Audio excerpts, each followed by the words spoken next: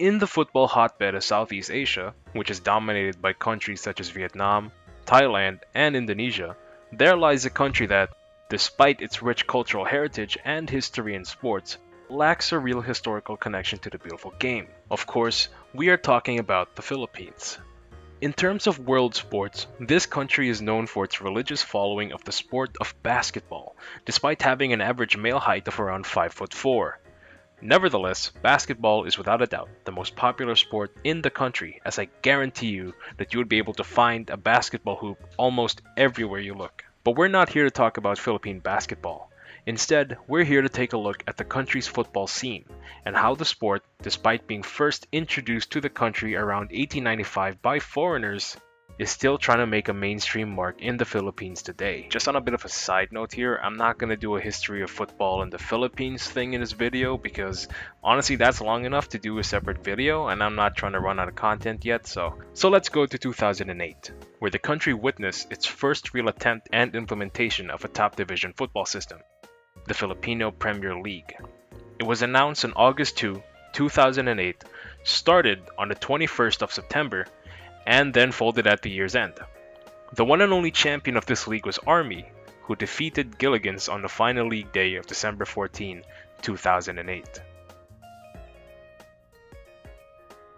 After the dissolution of the FPL, the Philippine Football Federation was still determined to establish a top-flight football division in the country. In 2009, they succeeded in doing so when the United Football League was announced. Its first season formally began in 2010 with the introduction of a top division and a second division, ultimately introducing a promotion and relegation system in an effort to legitimize the Football League by making it more competitive. After the second season of the UFL, the league was able to secure a 150 million peso broadcasting deal with Action TV, commonly referred to as AKTV. This was a massive win for a relatively new league, as they could use the broadcasting income to invest in developing the structure of its participating clubs, as well as provide the clubs with additional income in order to combat their less than stellar attendance figures. Yay! And finances were a massive obstacle for some of these clubs, as over the course of the league's history, some would drop out midway through the season or at the season's end. This can be seen through the fluctuating numbers of participating teams throughout the course of the UFL's lifetime. The UFL would ultimately shut its doors in 2016, as there were concerns that it would not be recognized as an actual national top division, since all of its clubs were based in the Metro Manila area. During its run from 2010 to 2016, its most successful club would be Global, followed by Philippine Air Force, along with Ceres and Stallion, who both won one apiece. Looking back, it can be considered that the UFL was a successful attempt in establishing a domestic top-flight league, as it gave opportunities for hundreds of Filipinos to ply their trade in a more professional and competitive environment. Furthermore, it also attracted a number of foreign players to the league, which added a little reputation boost to the league as well. This culminated in Global FC being the first Filipino country to play in the 2015 iteration of the AFC Cup, the secondary Continental Cup competition within the Asian Football Confederation. They didn't do too well, but they did manage to beat Myanmar club Yadanarbon, I'm sorry if I butchered that pronunciation, 4-1 for their only win. Ultimately, the UFL struggled with financial sustainability, infrastructure limitations, and limited exposure, hindering its potential for growth, and eventually resulted in its dissolution. The Philippine Football Federation, now understanding the need for a more structured and sustainable approach to professional football, announced the rebranding of the UFL into what we now know as the Philippines Football League, or PFL, in 2017. The PFL aimed to build upon the shortcomings of its predecessor, with a primary focus on ensuring the sustainability of its participating clubs. This was done by introducing a new level of professionalism to Philippine football, with standardized contracts, player salaries, and club licensing requirements. The league also mandates its current and aspiring member clubs to contribute to the development of football infrastructure in the Philippines, including the construction and renovation of stadiums. Now, me personally, I'm a fan of the league's commitment of developing youth football, because apparently it's also a league requirement for clubs to have training facilities and youth academies, which is a massive boost in attracting the Filipino youth to the sport. Additionally, the PFL also sought to actually be a national football division, This meant that the league introduced clubs from outside of Metro fucking Manila for once, such as Dynamic Curb Cebu and Stallion Laguna. This also meant that each team would have their own home stadium as well, and would be traveling to opposing cities for away games. The league officially launched on April 21, 2017, which saw the participation of 8 teams, with Ceres Negros winning the inaugural title as well as the following season. In fact, Ceres Negros would win every single title from 2017 to 2020, even after they rebranded to United City FC heading into the 2020 season. The following season, however, the PFL signed a sponsorship agreement with Qatar Airways and would be then known as the Philippine Football League, brought to you by Qatar Airways from 2020 onwards.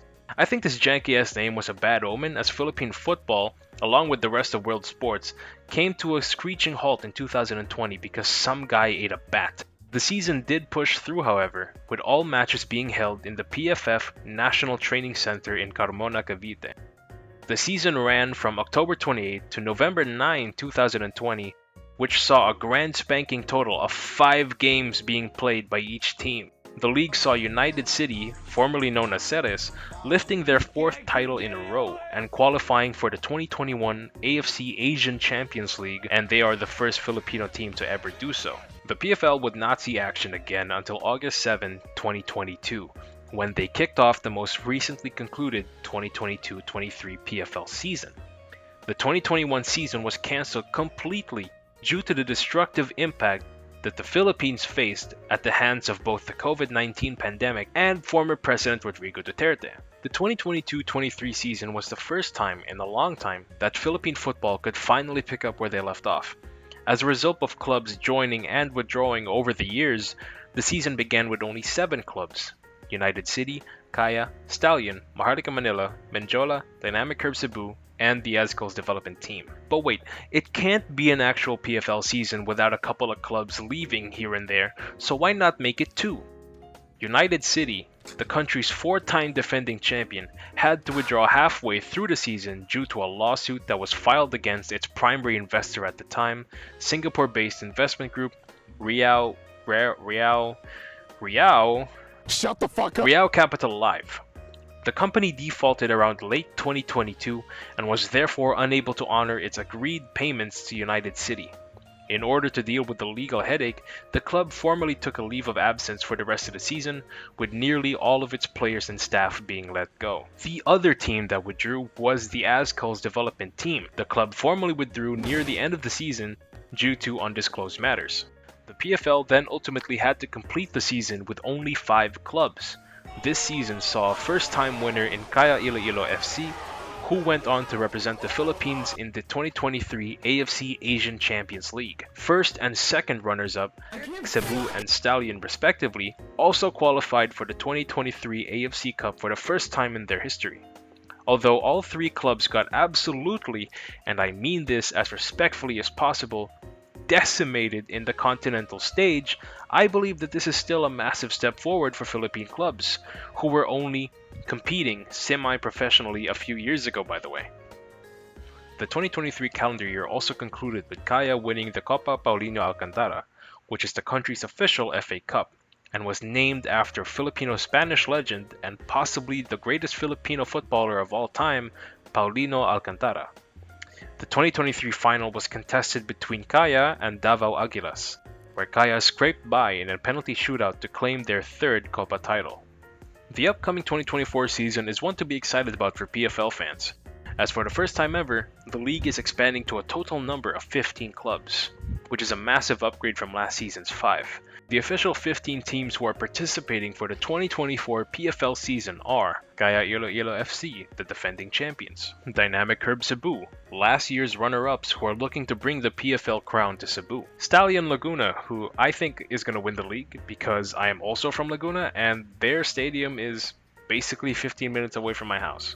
And then we have Mendiola, the club from Cavite, who is looking to take a stab at the competition.